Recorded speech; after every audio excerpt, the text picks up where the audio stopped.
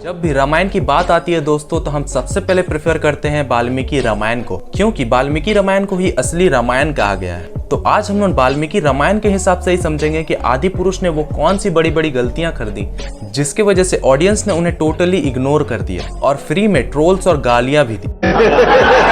तो दोस्तों वीडियो को अंत तक जरूर देखें, क्योंकि लास्ट की जो 2 गलतियां हैं वो अपने आप में ही 1000 गलतियों के बराबर है। और अगर आप सच में हिंदू हो तो उसे सुनने के बाद आपका खून भी खौल जाएगा। तो चलिए शुरू करते हैं। तो सबसे पहले गलती आती है दोस्तों, इन्होंने रावण के वरदान को क्लैरिफाई नहीं किया। यानी कि इस फिल्म में दिखाया गया कि रावण ने जो भी वरदान मांगा ब्रह्मदेव ने उसे दे दिया, यानी कि उसे कोई भी नहीं मार सकता था। लेकिन यहाँ सेंस ये बनता है तो फिर भगवान राम उसे कैसे मार पाए, यानी कि इस पॉइंट का कोई भी क्लैरिफिकेशन नहीं दिया गया कि आखिर रावण का वध कैसे हो पाया, जबकि इस बात की क्लैरिफिकेशन हमें मिलती है वाल्मीकि रामायण से। दरअसल दोस्तों वाल्मीकि रामायण के हिसाब से रावण ने जब वरदान मांगा तो उसने कहा कि मनुष्य और वानर को छोड़कर मुझे कोई भी परास्त नहीं कर पाए, क्योंकि रावण अपने अहंकार में मनुष्य और वानर को इस लायक ही नहीं समझता था कि वो उसका वध कर पाते। और इसी अहंकार को तोड़ने के लिए भगवान विष्णु ने मानव अवतार लिया और हनुमान जो कि एक वानर थे उनकी सहायता से रावण का वध किया, जिससे कि न केवल रावण बल्कि उसके अहंकार का भी वध हुआ। लेकिन आप पूरी मूवी देख लो, उसमें आपको कोई भी क्लैरिफिकेशन नहीं मिलती कि आखिर रावण का वध कैसे हो पाया। यानी कि इस फिल्म के आलसी मेकर्स इस बात को जरूरी नहीं समझते कि आपको इस बात की क्लैरिफिकेशन दी जाए। इन सालों को रावण के हेयर स्टाइल बनाने में फुर्सत मिले तब ये सब डिटेल के बारे में सोचेंगे ना। खैर दूसरी गलती आती है दोस्तों, इन्होंने विभीषण के कैरेक्टर को बहुत ही छोटा दिखाया। यानी कि वाल्मीकि रामायण के हिसाब से विभीषण का किरदार बहुत ही महत्वपूर्ण था। उन्होंने ही भगवान राम को बताया था कि रावण के नाभि में अमृत है, यदि आप उसे भेद दे तो रावण का वध हो सकता है, जिसके बाद भगवान राम ने भी ठीक ऐसा ही किया। लेकिन दोस्तों अगर आप आदि पुरुष मूवी को देखें तो आदि पुरुष मूवी में दूर दूर तक ये बात कहीं नहीं दिखाई गई कि विभीषण ने उन्हें बताया। मतलब कोई भी डिटेल्स पर इनकी नजर नहीं है, किसी भी चीज की क्लैरिफिकेशन आपको नहीं दी जाती। मतलब अगर कोई नया बंदा भी देखेगा तो उसे कैसे पता चलेगा कि मतलब ऐसा वरदान लेके भी ये कैसे मरा, उसके पीछे जो लॉजिक है, इसके पीछे जो कहानी है, इन्होंने तो बताया ही नहीं। इन्होंने नहीं बताया कि रावण के वध के पीछे विभीषण का दिमाग था, बस इन्होंने दिखा दिया कि भगवान राम ने रावण को मार दिया। ये इनलॉजिकल बात बनती है कि नहीं? यानी कि इस फिल्म के मेकर्स इतने आलसी हैं, इतने केयरलेस हैं कि इन्होंने कोई भी चीज का ध्यान नहीं रखा। अब तीसरी गलती आती है दोस्तों कि इन्होंने इंद्रजीत के साथ बहुत बड़ा खिलवाड़ किया, क्योंकि वाल्मीकि रामायण के हिसाब से इंद्रजीत बहुत ही शक्तिशाली था। वो रामायण में इकलौता ऐसा योद्धा था जिसके पास 3 अस्त्र थे, यानी कि भगवान विष्णु का नारायण अस्त्र, ब्रह्मदेव का ब्रह्मास्त्र और यहाँ तक कि महादेव का पशुपतास्त्र, ये सब इंद्रजीत के पास थे।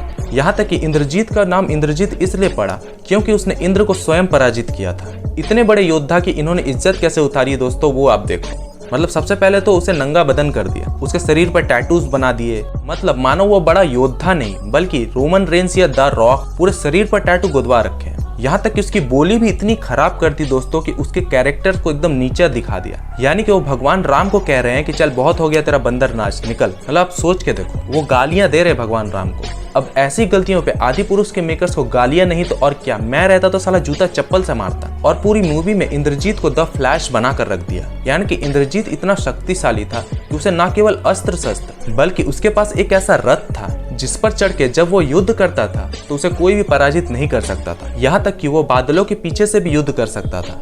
ऐसे महायोद्धा की इस तरह से इन्होंने इज्जत उतारी कि मैं क्या ही बताऊं। खैर अब चौथी गलती आती है दोस्तों सोने की लंका की। मतलब कि सोने की लंका को इन्होंने कोयले की लंका दिखाया, पूरा काला सोने की लंका, मतलब मानो वो कोयले की लंका। और तो और दोस्तों आदि पुरुष ने यह दिखाया है कि रावण ने कुबेर से सोने की लंका उसके बहन का बदला लेने के लिए लिया था, यानी कि कुछ भी दिखा दिया। जबकि वाल्मीकि रामायण के हिसाब से कुबेर जो है वो रावण के सौतेले भाई है, और जब रावण को कुबेर का महल पसंद आ जाता है तो वो उसे धोखे से हरा देता और उसके महल पर कब्जा कर लेता है। अब चौथी गलती आती है दोस्तों, इन्होंने लक्ष्मण जैसे किरदार को बिल्कुल ही यूजलेस बता दिया। यानी कि आदि पुरुष की पूरी मूवी में लक्ष्मण का कोई काम ही नहीं, मानो लक्ष्मण वो है ही नहीं। जबकि वाल्मीकि रामायण के हिसाब से लक्ष्मण वो योद्धा हैं जिन्होंने अपने भैया राम के लिए शूर्पणखा का नाक काट दिया था। और तो और पूरी मूवी में लक्ष्मण का कोई भी इमोशन हमें देखने को नहीं मिलता है। जबकि वाल्मीकि रामायण के हिसाब से लक्ष्मण बहुत बड़े योद्धा थे, मतलब वो माता सीता को अपनी माँ के समान देखते थे। यहाँ तक कि एक बार तो ऐसा हो गया कि उन्होंने भगवान राम के खिलाफ भी युद्ध करने की सोची, क्योंकि भगवान राम ने माँ सीता को अग्नि परीक्षा देने के लिए कहा।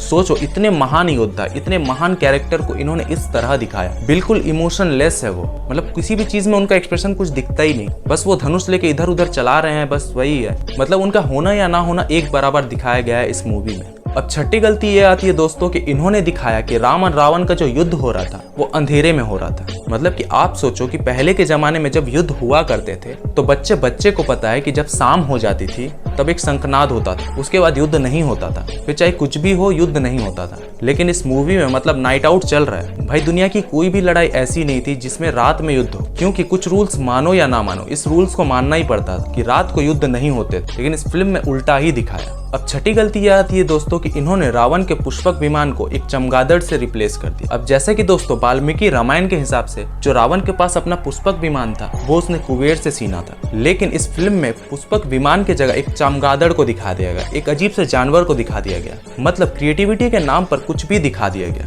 अब 8वीं और सबसे घटिया गलती है दोस्तों कि इन्होंने दिखाया कि भगवान श्री राम और लक्ष्मण माँ सीता को जब रावण ले जा रहा था तो उन्हें देख रहे थे। क्रिएटिविटी के नाम पर इन्होंने पूरी कहानी बदल दी, जबकि वाल्मीकि रामायण के हिसाब से भगवान राम और लक्ष्मण को कुछ पता ही नहीं था। मतलब इन्होंने भगवान राम और लक्ष्मण को इतना कमजोर दिखाया कि वो देख रहे हैं लेकिन उन्होंने कुछ किया नहीं। मतलब ये साफ साफ बेइज्जती है दोस्तों हमारे भगवानों की। मतलब ऐसी ऐसी गलतियां की हैं दोस्तों की मतलब हद है। मतलब हमारे भगवान के साथ मजाक यार, मतलब उनको इतना असहाय दिखा दिया गया। मतलब इतने कमजोर थे क्या वो लोग जो ये लोग दिखाने पे तुले हैं कि मतलब ये लोग कुछ नहीं किया। अब 9वीं गलती इनसे ये हो गई दोस्तों कि इन्होंने जटायु को एक गिद्ध नहीं बल्कि गरुड़ दिखाया। मतलब बच्चे को पता है कि जटायु जो थे वो एक गिद्ध थे, लेकिन उन्होंने गरुड़ दिखाया है। अब 10वीं गलती आती है दोस्तों कि माँ सीता के लुक को इन्होंने आज की हीरोइन के हिसाब से दिखाया। मतलब माँ सीता का नाम लेते ही हमारे दिमाग में एक पतिव्रता नारी आती है, मतलब एक सुंदर सुशील लड़की जिनकी हम लोग देवी की तरह पूजा करते हैं। इस मूवी में उन्होंने माँ सीता को फिल्म की हीरोइन बना दिया। मतलब उल्टे सीधे कपड़े पहनाए उन्हें, वो कहीं से भी सुंदर या सुशील कुछ भी नहीं लग रही।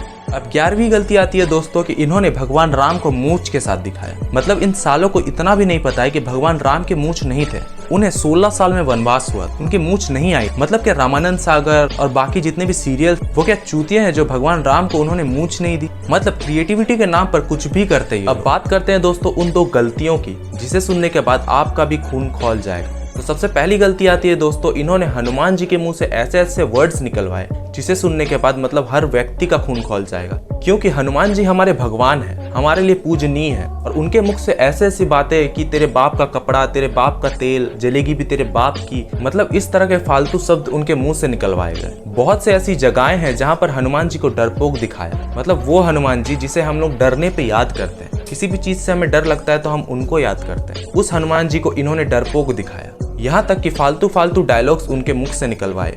मतलब वो हनुमान जी जो अष्ट सिद्धि 9 निधियों के दाता है, उनके मुंह से ऐसे शब्द। मतलब वो हनुमान जी जिनके हम बचपन से दीवाने हैं, जिनके शक्तियाँ, जिनकी एकाग्रता, जिनके ब्रह्मचर्य, जिनकी भक्ति को देखकर हम सीखते हैं, उन हनुमान जी के मुख से ऐसे टपोरी वर्ड्स निकलवाए हैं। अब आखिरी और सबसे बड़ी गलती आती है दोस्तों कि इन्होंने राम भगवान को मार खाते हुए दिखाया। मतलब आप ही सोचो, भगवान राम लात घूसे खा रहे। मतलब वो भगवान राम जिनकी स्वयं शिव जी पूजा करते हैं, वो भगवान राम जिनकी स्वयं हनुमान जी पूजा करते हैं, इतने शक्तिशाली होने के बाद भी वो रावण से मार खा रहे हैं। मतलब इन्होंने पूरी तरह से फिल्म ही बना दी। क्योंकि फिल्मों में होता है कि चलो हीरो 1-2 घूसे खा लेता है, लेकिन यार यहाँ बात भगवान की हो रही और इन्होंने भगवान को ही पिटवा दिया। मतलब लिटरली यार रावण उन्हें मार रहा है और वो यहाँ वहाँ गिर रहे हैं। मतलब सोचो हमारे भगवान राम को इन्होंने ऐसा दिखाया, खून खोलेगा कि नहीं खोलेगा। क्योंकि दोस्तों ये मजाक नहीं है यार, हनुमान जी के मुंह से गालियां निकलवा रहे हैं ये लोग, राम भगवान को मार खाता हुआ दिखा रहे हैं, ये बहुत ज्यादा हो गया यार। खैर दोस्तों, क्या आप भी मेरे सभी बातों से एग्री करते हो? अगर हाँ तो कमेंट सेक्शन में जय श्री राम लिखना मत भूलिएगा, और ऐसे ही अमेजिंग वीडियोस के लिए हमारे चैनल को सब्सक्राइब करें। मिलते हैं अगली वीडियो में।